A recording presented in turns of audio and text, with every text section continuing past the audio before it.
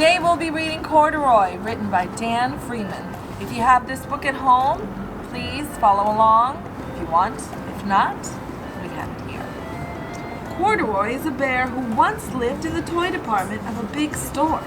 Day after day, he waited with all the other animals and dolls for somebody to come along and take him home. Then one morning, a little girl stopped and looked straight into Corduroy's bright eyes.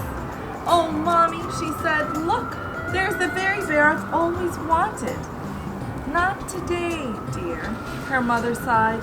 "I've spent too much already. Besides, he doesn't look new. He's lost the button to one of his shoulder straps." Corduroy watched them sadly as they walked away. "I didn't know I'd lost a button," he said to himself. "Tonight I'll go and see if I can find it." Late that evening, when all the shoppers had gone and the doors were shut and locked, Corduroy climbed carefully down from his shelf and began searching everywhere on the floor for his lost button. Suddenly, he felt the floor moving under him. Quite by accident, he had stepped onto an escalator, and up he went. Could this be a mountain, he wondered? I think I've always wanted to climb a mountain. He stepped off the escalator as it reached the next floor, and there, before his eyes, was a most amazing sight. Tables and chairs and lamps and sofas and rows of beds. "This must be a palace," Corduroy gasped. "I guess I've always wanted to live in a palace." He wandered around, admiring the furniture. "This must be a bed. I've always wanted to sleep in a bed." Is that his button? "That looks like his button." And up he crawled onto a large, thick mattress. All at once, he saw something small and round. "Why, here's my button," he cried, and he tried to pick it up. But like all the other buttons on the mattress, it was tied down tight. He yanked and pulled with both paws until pop! Off came the button, and off the mattress Corduroy toppled. Bang! Into the floor with Bang. bang! Into a tall floor lamp. Over it fell with a crash. Oh no, that scared Corduroy. Look, he's covering his ears. It was a loud noise. Corduroy didn't know it, but there was someone else awake in the store. The night watchman was going his rounds on the floor above. When he heard the crash, he came dashing down the escalator. "Now who in the world did that?" he exclaimed. "Somebody must be hiding around here." He flashed his light under and over sofas and beds until he came to the brightest bed of all. Did he put in his eyes? Yes, he was flashing his flashlight to see who made the noise. And there he saw two fuzzy brown ears sticking up from under the cover. "Hello," he said. "How did you get upstairs?" The watchman tucked Corduroy under his arm and carried him down the escalator and set him on the shelf in the toy department with all the other animals and dolls.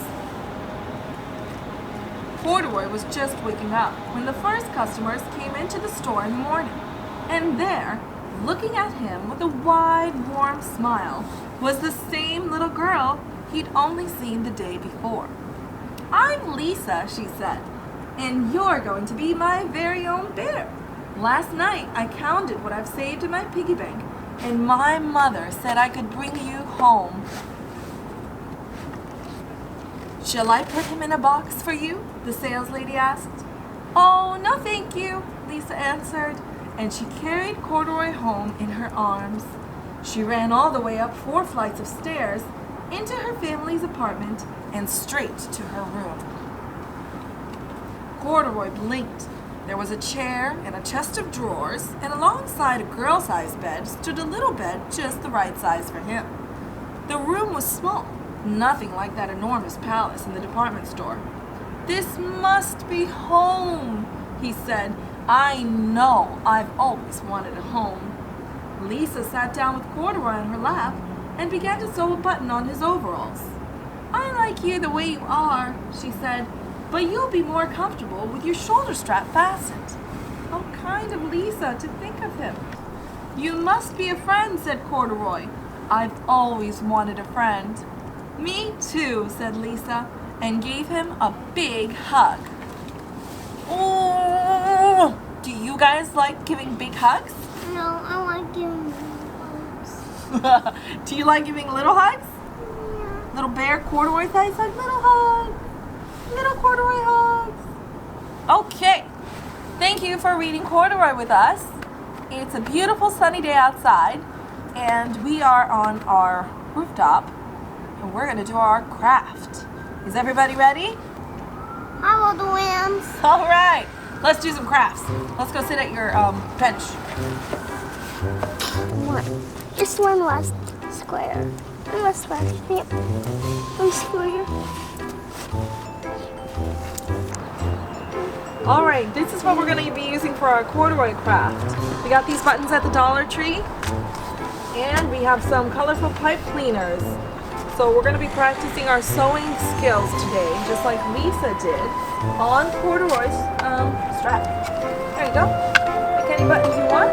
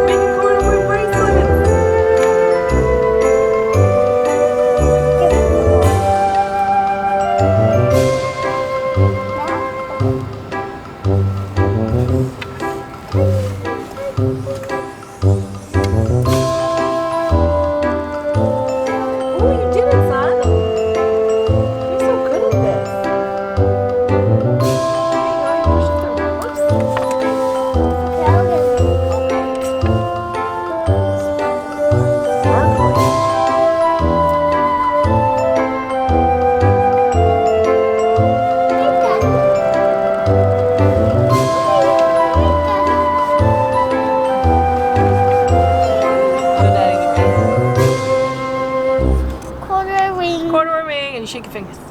Corduroy ring. Corduroy wing.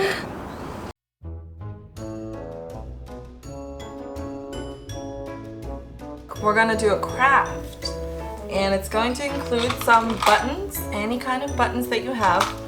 We have a variety of little buttons that we found, some glue, any glue works, and some green paper like Corduroy's green overalls. So we have a big circle and a little circle. And we have This one. you want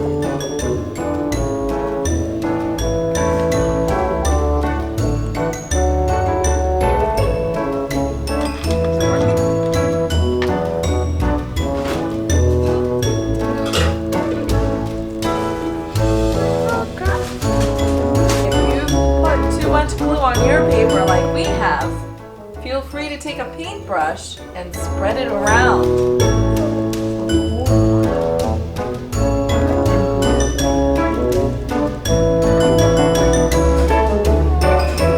There you go.